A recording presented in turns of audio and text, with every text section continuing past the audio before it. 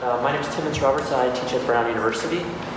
Also an unpaid volunteer lobbyist for the Energize Rhode Island Coalition, and I've been working on that legislation.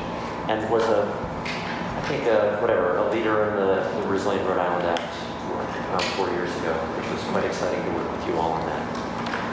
I'm here just to stand in support of S2747, the Rhode Island Global Warming Solutions Act, and unfortunately, Jerry Elmer took most of my points. So I can just say, it is not going to hurt our economy. Massachusetts has done great, although I'm aware of I'm cautiously saying that now.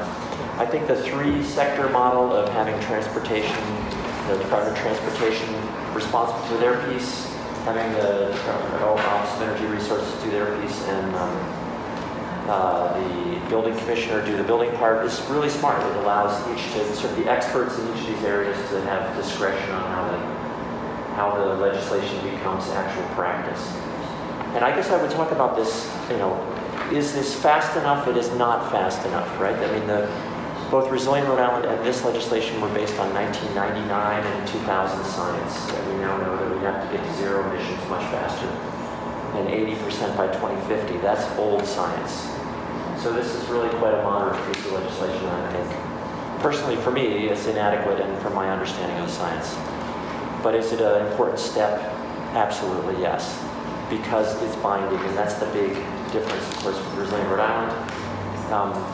While we were, when we passed Resilient Rhode Island, we were aware that that was probably all we could achieve at that time. But, I mean, Massachusetts did this 10 years ago. We should be able to do this today. Having it be non-binding in case of Resilient Rhode Island leaves it open to just good intentions and missed targets.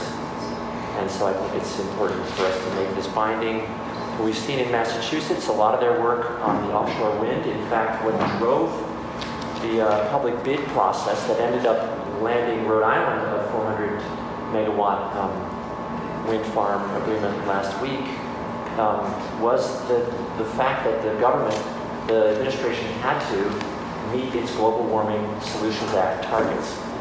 They were not on target to meet their 2020 binding limits, and so they had to get busy, and they got out there and they solicited bids for offshore wind, and alas, there was some exciting bids that really made economic sense and environmental sense for the state of Massachusetts.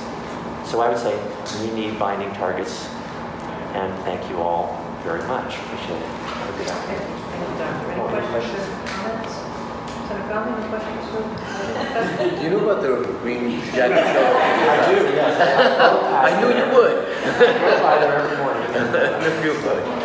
I watch out for those, and I think they are absolutely an important historical area. Thank you. I'm glad you asked. Thank you. Any further questions?